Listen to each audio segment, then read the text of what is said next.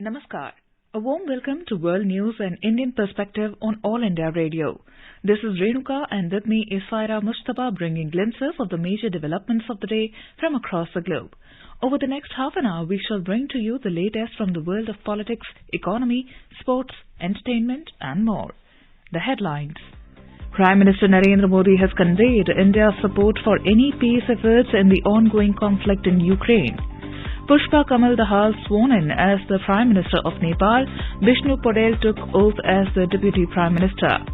India and Bangladesh sign agreement for the upgradation of the Mongla port in Dhaka.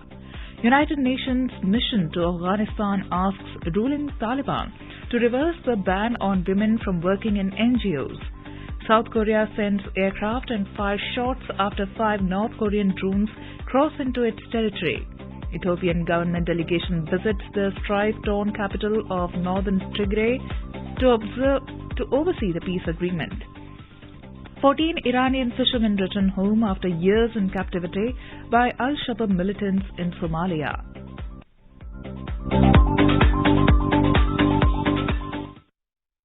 And now the news in detail. Prime Minister Narendra Modi has conveyed India's support for any peace efforts in the ongoing conflict in Ukraine. In a telephonic conversation with Ukrainian President Volodymyr Zelensky today, the Prime Minister assured India's commitment to continue providing humanitarian assistance for the affected civilian population. Reiterating for an immediate cessation of hostilities, Mr. Modi said that both sides should revert to dialogue and diplomacy to find a lasting solution to their differences. The two leaders also discussed opportunities for strengthening bilateral cooperation. Mr. Modi requested Ukraine authorities to facilitate arrangements for the continued education of Indian students who had to return from Ukraine earlier this year. Mr. Zelensky also conveyed his best wishes for India's G20 presidency.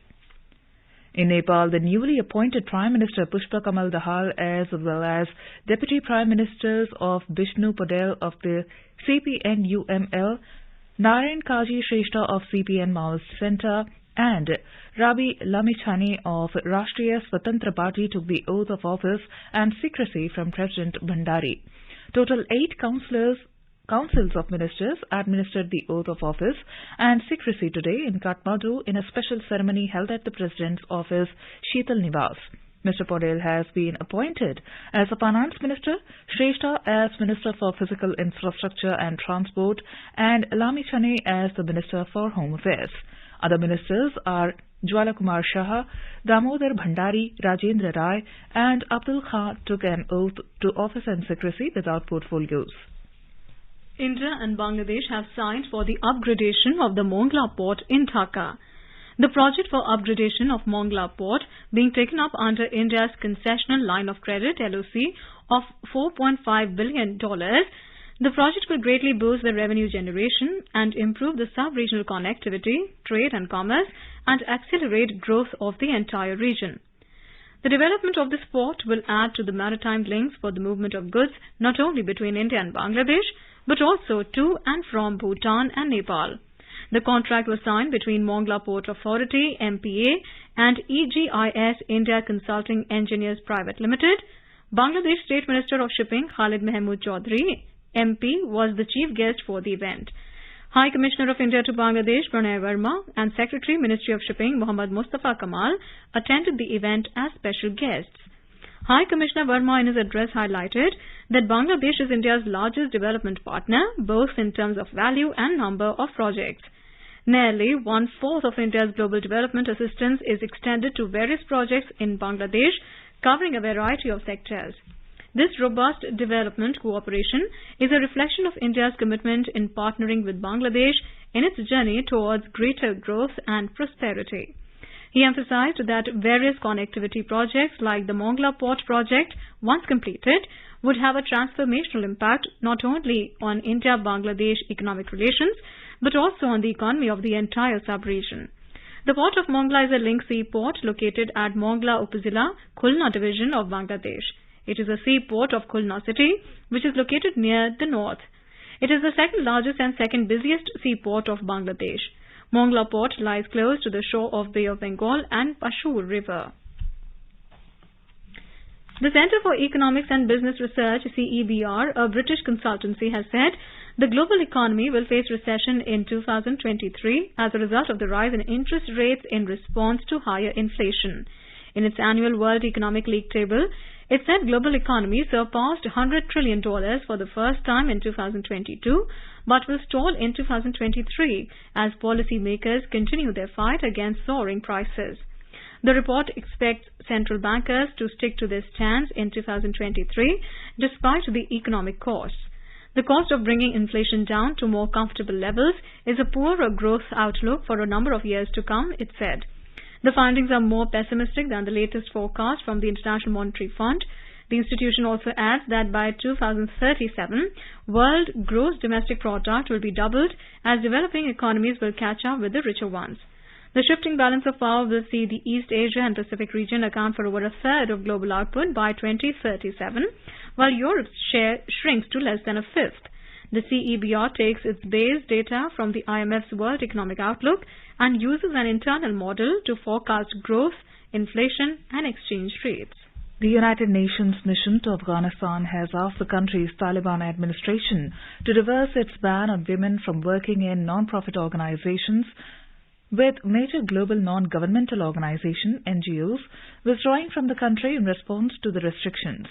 Millions of Afghans need humanitarian assistance, and removing barriers is vital, the UN Assistance Mission in Afghanistan, UNAMA, said in a statement on Monday. The statement added that UNAMA's acting head and humanitarian coordinator, Ramiz Al-Kabarov, had met the economy minister, Mohammad Hanif.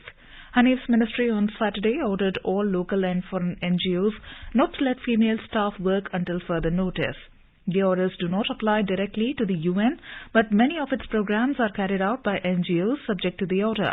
On Sunday, 3 global NGOs, Save the Children, Norwegian Refugee Council and Care International, said in a joint statement that they were suspending their programs as they awaited clarity on the administration's order.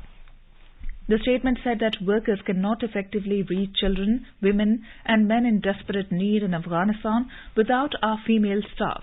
It said that without women driving the effort, they would not have reached millions of Afghans in need since August last year. Separately, the International Rescue Committee, IRC, said in a statement that it was suspending its services in the country, citing similar reasons.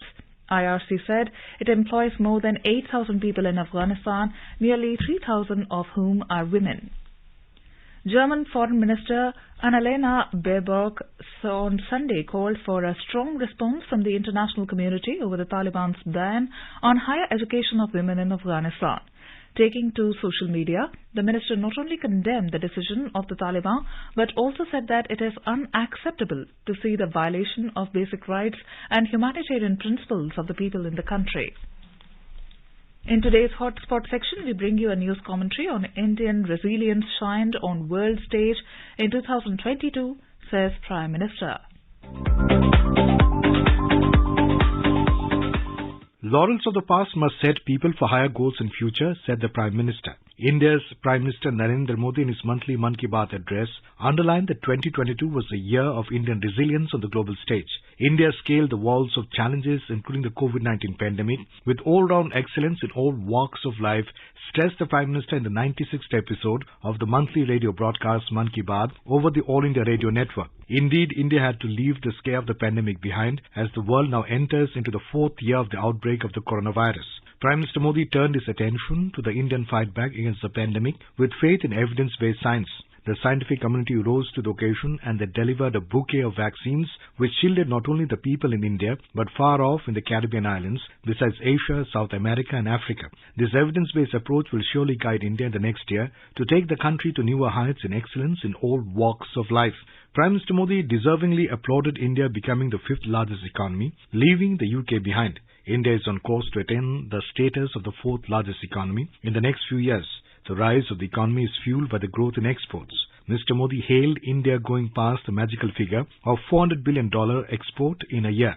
This augurs well for India as the global supply chains is adjusting to the post-pandemic era and opportunities are emerging for India to take a bigger stake in the global trade. India must attain self-reliance and this has been the abiding mantra of Atmanirbhar Bharat. Prime Minister rightly stated that India demonstrated her self-reliant capabilities in 2022 as the mighty aircraft carrier INS Vikrant floated in the Indian Ocean with features which were overwhelmingly manufactured within the country. In the space and defense sectors, India again showcased in 2022 that the self-reliance drive is bearing fruits for the country. The Defence Expo held in Gandhinagar this year demonstrated that Indian defence manufacturers are not only ready to meet the demands within the country but also of several other nations. India's cultural unity was also celebrated in 2022 as Mr. Modi underlined in the monthly broadcast, highlighting several events held across the country to celebrate Ek Bharat Shresth Bharat. The year 2022 has prepared the country for the G20 presidency, and Prime Minister Modi sought popular support to make it a mass movement. The honor that comes with the G20 presidency is full of responsibility to leave India's footprint on the global stage, which would be possible with an all-round people's support. Prime Minister exuded confidence in the popular support as he stressed that the Har Ghar Tiranga campaign saw the participation of crores of people. India is richly contributing in addressing some of the grave challenges faced by humanity. Prime Minister Modi rightly applauded the findings of the Tata Memorial Centre, which showcased on the international stage that yoga helped breast cancer treatment, that the patients found yoga reducing the incidence of breast cancer and the consequent fatalities by over 15% is indeed remarkable, as underlined by Prime Minister in the radio broadcast. Besides, Mr. Modi cited several reports which highlighted the significance of yoga in mitigating other critical ailments too. The observance of International Yoga Day has brought about great awareness about yoga is indeed India's contribution to the well-being of humanity. India has taken credible strides in eliminating community diseases such as smallpox, polio and guinea worm. Prime Minister Modi also asserted that India has largely tamed the incidence of Kala Azar, which was prevalent in 50 districts across 4 states. But this is now confined to only 4 districts of Bihar and Jharkhand, added the Prime Minister. Also, India is on course to eliminate tuberculosis by 2025. Prime Minister Modi rightly exhorted all Indians to be alert about the COVID-19 pandemic and exercise the best practices to curb the spread of the virus. Prime Minister in his radio address also highlighted that community participation in some of the key initiatives such as Namami Gange and improvement in biodiversity. This is All India Radio giving you the world news. Welcome back. South Korea has scrambled aircraft and fired shots after 5 North Korean drones crossed into its territory for the first time since 2017, marking an escalation in already taut relations between the neighbors. A South Korean official described Monday's violation of the country's airspace as a clear act of provocation. In response, South Korea has sent its own spy aircraft across the border over North Territory. The drones were first detected in the skies over the northwestern city of Gimpo, South Korean officials said. The drones appeared to have been flying for several hours and that choppers and fighter jets were deployed in response, including a Ka-1 light attack aircraft that apparently crashed some 140 kilometers east of Seoul. A Defense Ministry official confirmed a South Korean Ka-1 fighter jet was involved in an accident while flying to counter North Korea's drones after departing its Wonju base in the country's north. Its 2 pilots escaped before the crash and are now in hospital. One of the 5 North Korean drones flew near the South Korean capital, Seoul, and the others flew near the western coast. Voter registration kicked off in the Democratic Republic of Congo, DRC, over the weekend as the country prepares for the December 2023 general election. President Felix Tshisekedi is expected to seek re-election after a first term marked by economic hardship and a resurge of rebel activity in the east. Almost 50 million people across the vast Central African nation's 26 provinces are expected to register to vote over the next 3 months. However, registration opened in the first 10 provinces on Saturday morning to long lines and undersupplied stations. There are no machines. They should have been postponed instead of setting a date and then doing nothing when people arrive, said a medical student, Mike Shamala, waiting with a dozen others at a registration point in central Kinshasa. A delegation from the Ethiopian federal government is on its way to the northern region of Tigray to oversee the implementation of last month's peace agreement, the government communications service has said. This is the first high-level federal delegation that has travelled to Tigray in 2 years, the government said on Monday. Tagase Shafo, the Speaker of the House of Representatives, is leading the delegation. This gesture is an attestation to the peace agreement getting on the right track and progressing, the statement said. The federal government and Tigrayan forces signed an agreement to permanently cease hostilities on November the 2nd after 2 years of fighting that killed thousands and displaced millions. A follow-up agreement on the disarmament of the Tigray People's Liberation Front TPLF fighters was signed later this month in Kenya. Addis Ababa and Tigray's rebel forces agreed to create a joint monitoring body to ensure the November peace deal to end the brutal war is respected by all sides. 14 Iranian fishermen have returned home after years in captivity by Al-Shabaab militants in Somalia. They were freed after lengthy negotiations with government officials, tribal chiefs and Somali elders, Iranian news agency ISNA reports. They were flown back to Iran late on Saturday before being taken to their hometown of Chabahar in the south. Some of them had been held for as long as 8 years after being kidnapped in the international waters close to Somalia. The fishermen were freed almost a month after Somali police said they had found 20 foreigners, 14 Iranians and 6 Pakistanis near land controlled by militants. According to the AFP news agency, police said at the time that some of the fishermen had been seized by Al-Shabaab in 2014 and others had been kidnapped in mid-2019. The group of fishermen was welcomed by family members in a ceremony at the main international airport in Tehran on Saturday night. In Sri Lanka, a Gazette notification inviting nominations for the much-awaited local government polls will be issued in the first week of January. As per reports, the Election Commission held a discussion on Thursday with district secretaries of all 25 district returning officers or DROs for the upcoming polls. Chairman of the Election Commission, Nimal Punchhinwea, and Gazette notification has been prepared and handed over to DROs who will issue it before the 5th of January 2023. The EC expects to keep the election expenses to under 10 billion Sri Lankan rupees. The Commission said that election will be held on a weekday. Mr. Punchhinwea said the number of officials to be deployed for election duty will also be less than 2 lakh. The nominations will be accepted by DROs on the 14th day of issue of notice of nomination until noon of the following day. The polls will feature a mixed electoral system with 60% seats in each authority elected by first-past-the-post method and 40% seats by proportional representation. About 16 million voters will elect councillors for 8,327 seats across 340 bodies comprising Pradesh Sabhas, urban councils and municipal councils. In Maldives, former President Abdullah Yameen has been sentenced to 11 years in prison after being found guilty of money laundering and bribery. Yameen was accused of abusing his position and taking $1 million from a private company to facilitate the sale of Araha for resort development. Yameen, who lost power in 2018, was sentenced to 5 years in jail and fined $5 million in 2019 for embezzlement in state funds. After his sentencing, Yameen was shifted to house arrest in 2020 but was freed months later. Since his release, the former president has returned to active politics. China has sent 71 warplanes as a part of its biggest display of military might near Taiwan since U.S. House Speaker Nancy Pelosi visited the democratically run island in August. Taiwan's Ministry of Defense said the group included 47 Chinese military aircraft that had crossed the median line of the Taiwan Strait and entered Taiwan's Southwest Air Defense Identification Zone in a 24-hour period through 6 a.m. today. China also sent 7 naval vessels near the island, it said. Taiwan's Defense Ministry has said in a statement referring to the Chinese Communist Party that the CCP's related military intimidation is clearly aimed at deterring people of Taiwan, which will not help the CCP's international image.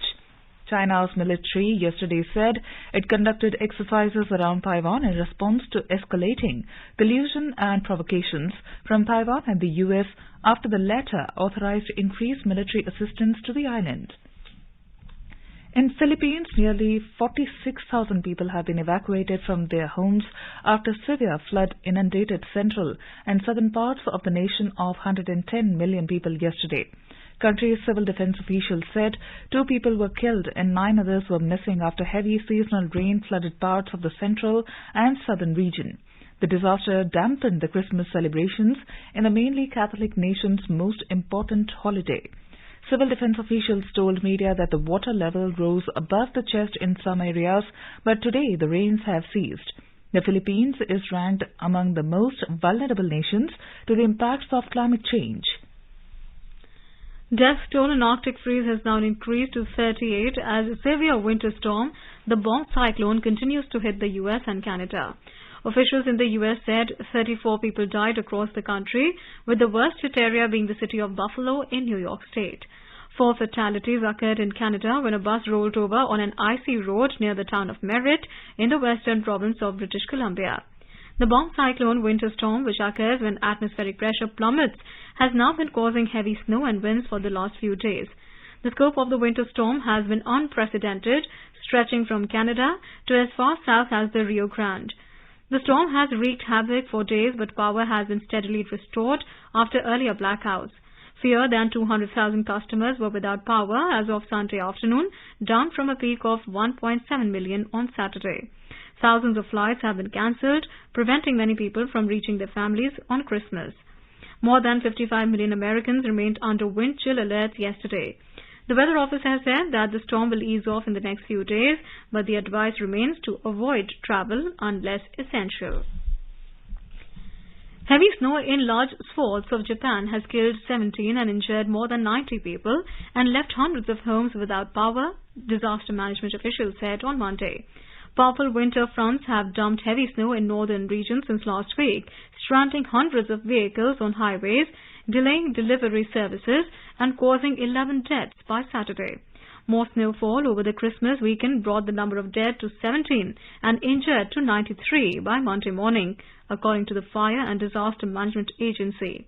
Many of them had fallen while removing snow from the roofs or were buried underneath thick piles of snow sliding off the rooftops.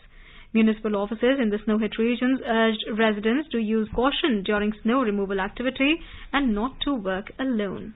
A 2-minute silence was observed from 9:25 a.m. to 9:27 a.m. local time for the time when massive tsunami waves crashed into Sri Lanka, killing over 35,000 people in 2004. The tsunami was triggered by a 9.1 magnitude earthquake of Indonesia on this day 18 years ago, with tsunami waves of up to 100 feet slamming into several countries in the region. The huge waves mostly hit the northern, southern and eastern parts of Sri Lanka, while some areas in the west suffered minor damages. Sri Lanka has designated 26th of December as a National Safety Day in remembrance of the tsunami. The government organizes programs across the country on the day, especially in the areas worst hit by the disaster. Since the 2004 disaster, the South Asian country has installed tsunami warning towers and carried out evacuation drills in order to be better prepared for similar devastating tsunami. The earthquake was the third largest ever recorded, the largest in the 21st century, and had the longest duration of faulting ever observed, between 8 and 10 minutes. At least 15 people have been hospitalized and an emergency situation declared in the southeastern Serbian city of Pyro following an ammonia leak caused by a cargo train derailing nearby, according to local media. Among those taken to hospital in nearby Nis with symptoms of poisoning was one child, the report said on Monday. No one was in a life-threatening condition, they added. Nova S News web portal reported that there was a fog and a strong ammonia smell in Pyro, a city of 60,000 people, on Monday morning. Schools and kindergartens were closed due to the emergency situation, and people were advised not to go out if not necessary. The 20-wagon train was carrying ammonia from Bulgaria's Agropolishan to Serbian fertilizer producer Zorka Elixir, located in the town of Sabak, 90 kilometers west of Belgrade. China has stopped publishing daily COVID data as leaked documents suggest 25 crore fresh cases in just 20 days after the zero COVID policy was diluted in the first week of this month. The leaked documents suggest that 24.8 crore people were infected with COVID-19 from 1st to 20th of December, or 17.65% of China's population. China's National Health Commission has now decided not to publish daily COVID data amid a massive surge in COVID cases. Hospitals and morgues in China are fully packed as COVID cases are sweeping across the country, with experts forecasting 20 lakh COVID deaths in 2023. China is finding it extremely difficult to contain the massive surge in COVID-19 cases amid packed ICUs and crowded crematoriums. The current COVID surge is driven by the highly infectious BF7 variant, which poses a high risk to the nation. Reports suggest that it could take a couple of months before the country can emerge from the tsunami of infections sweeping across big cities. At least 15 people have been killed and about 40 injured by a huge fuel tanker explosion near a hospital east of Johannesburg. The tanker appeared to have got stuck under a low bridge on Saturday morning in Boksburg city, about 100 meters from Tambo Memorial Hospital. Patients were evacuated from hospital's casualty after part of the roof collapsed following the blast. The truck was carrying liquid petroleum gas. Apparently, a gas tanker drove under the subway bridge and got stuck in there, and due to friction it caught Allied Emergency Services. Spokesperson William Taldi was quoted as saying, "As firefighters tried to put out the blaze, there was a huge second explosion captured on an amateur video that destroyed a fire engine and 2 motor vehicles. There are fears the death toll could rise as 19 people are in critical condition and 15 others are stable but seriously hurt," AFP reports. An attack in the city of Raqqa has killed 6 members of the Kurdish-led Syrian Democratic Forces (SDF), officials said. SDF commander Mazloum Abdi said in a statement on Monday that an ISIS cell had targeted security and military buildings in the city, killing 6 fighters and wounding an unspecified number of others. He added that intelligence gathered by the group indicates serious preparations by ISIL cells. Members of France's Kurdish community and others are holding a silent march on Monday to honor 3 people killed in a shooting at a Kurdish cultural center in Paris.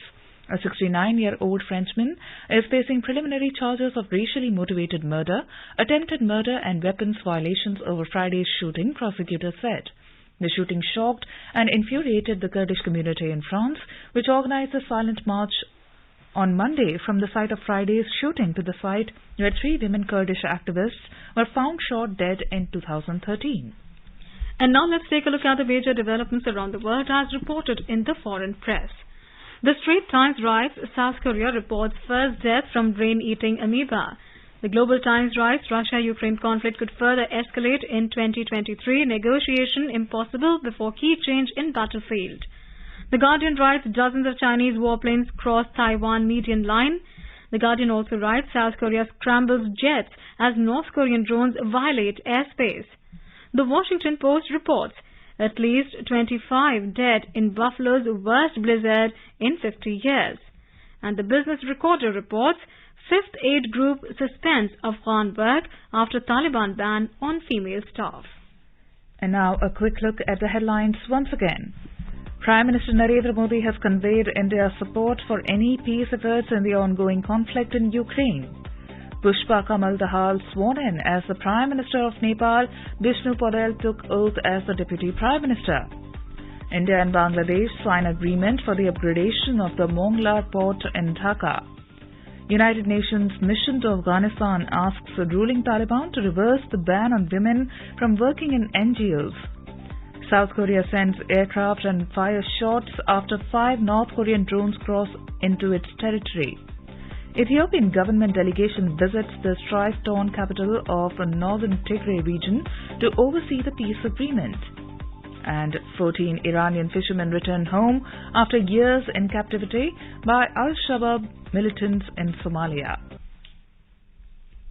And now, before we end, let us listen to Mahatma Gandhi's favorite bhajan Vaishnava Jan by artists from Madagascar. Vaishnava Jana